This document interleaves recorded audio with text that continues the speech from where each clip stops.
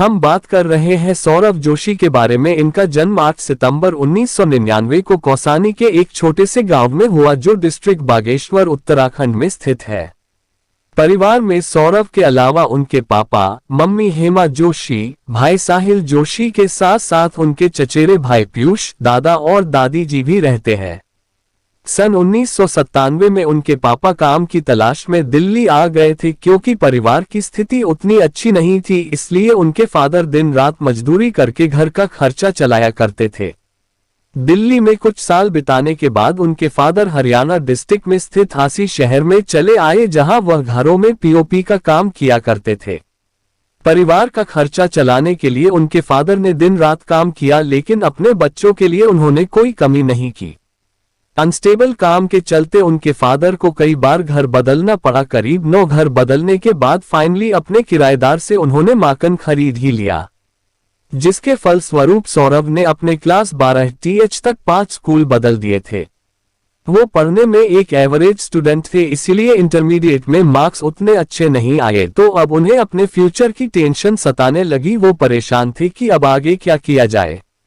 दोस्तों और रिश्तेदारों की सलाह के बाद उन्होंने आर्किटेक्चर करने की सोची, इसलिए वो इसकी तैयारी करने के लिए दिल्ली चले गए। 1 साल के इस कोचिंग के दौरान उन्होंने काफी कुछ सीखा, जैसे विजुअल रिप्रेजेंटेशन, पर्सपेक्टिव ड्राइंग और बहुत कुछ। उन्हें अब ड्राइंग में काफी इंटरेस्ट आने लगा, पर दिल्ली में रहे हुए 1 साल की कोचिंग से कड़ी मेहनत के बाद भी आर्किटेक्चर में उनका सिलेक्शन नहीं हो पाया और वो वापस अपने घर आ गए और वह काफी परेशान थे। उन्हें लगा कि वो अब फ्यूचर में कुछ ज्यादा नहीं कर पाएंगे।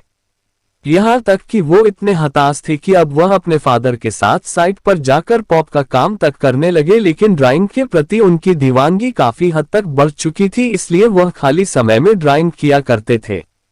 कहते हैं वक्त सबका बदलता है। बात है 2017 की, जब उनके एक भाई शुभम जोशी ने सौरभ के स्केच और ड्राइंग देखने के बाद सौरभ को सलाह दी कि भाई तुम काफी अच्छी ड्राइंग बनाते हो, तुम्हें इसे दुनिया को दिखाना चाहिए, इसलिए तुम YouTube पर एक आर्ट चैनल बना लो। अपनी उस भाई की बात मानकर उन्होंने अपना पहला आर्ट से रिलेटेड चैनल क्रिएट किया, जहां 24 जुलाई 2017 को उन्होंने अपनी पहली वीडियो अपलोड की, जिसका टाइटल था कि drawing 2000 note with colour pencil. अब वह धीरे धीरे करके एक से बढ़कर एक अपनी ड्राइंग की वीडियो अपलोड करने लगे और कई बार चैनल का नाम चेंज करने के बाद आखिरकार उन्होंने अपने चैनल का नाम सौरभ जोशी आर्ट्स रख लिया।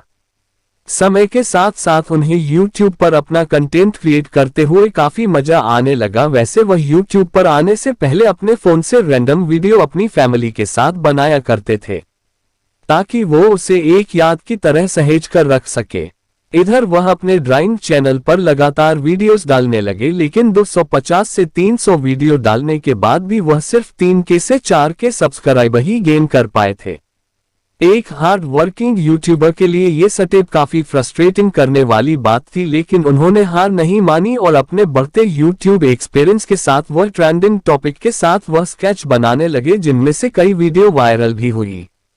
अब वह अपने सब्सक्राइबर के डिमांड पर ड्राइंग के ट्यूटोरियल भी बनाने लगे, जिसके फलस्वरूप उनकी स्किल्स और भी ज्यादा इन्हेंस हो गई और वह अपनी फैमिली के साथ रैंडम वीडियो बनाया करते थे। इसलिए उन्होंने सोचा क्यों ना इन्हें अपने सब्सक्राइबर के साथ शेयर किया जाए। हम बात कर रहे हैं सौरभ जोशी के बारे में। इनका जन्म 8 सितंबर 1999 को कौसानी के एक छोटे से गांव में हुआ, जो डिस्ट्रिक्ट बागेश्वर उत्तराखंड में स्थित है।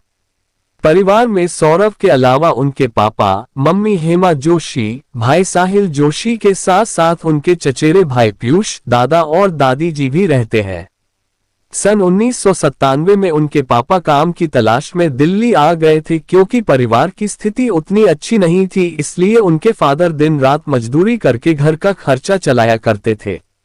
दिल्ली में कुछ साल बिताने के बाद उनके फादर हरियाणा डिस्ट्रिक्ट में स्थित हांसी शहर में चले आए, जहां वह घरों में पीओपी का काम किया करते थे। परिवार का खर्चा चलाने के लिए उनके फादर ने दिन रात काम किया, लेकिन अपने बच्चों के लिए उन्होंने कोई कमी नहीं की। अनस्टेबल काम के चलते उनके फादर को कई बार घर बदलना पड़ा। करीब 9 घर बदलने के बाद फाइनली अपने किराएदार से उन्होंने मकान खरीद ही लिया, जिसके फलस्वरूप सौरभ ने अपने क्लास 12 TH तक 5 स्कूल बदल दिए थे। वो पढ़ने में एक एवरेज स्टूडेंट थे, इसीलिए इंटरमीडिएट में मार्क्स उतने अच्छे नहीं आए, तो अब उन्हें अपने फ्यूचर की टेंशन सताने लगी। वो परेशान थे कि अब आगे क्या किया जाए। दोस्तों और रिश्तेदारों की सलाह के बाद उन्होंने आर्किटेक्चर करने की सोची, इसलिए वो इसकी तैयारी करने के लिए दिल्ली चले गए। 1 साल के इस कोचिंग के दौरान उन्होंने काफी कुछ सीखा, जैसे विजुअल रिप्रेजेंटेशन, पर्सपेक्टिव ड्राइंग और बहुत कुछ। इसलिए सौरभ ने हार नहीं मानी और फाइनली उनकी तीसरी व्लॉगिंग चैनल का एडसेंस अकाउंट मोनेटाइजेशन के लिए एक्टिवेट हो गया।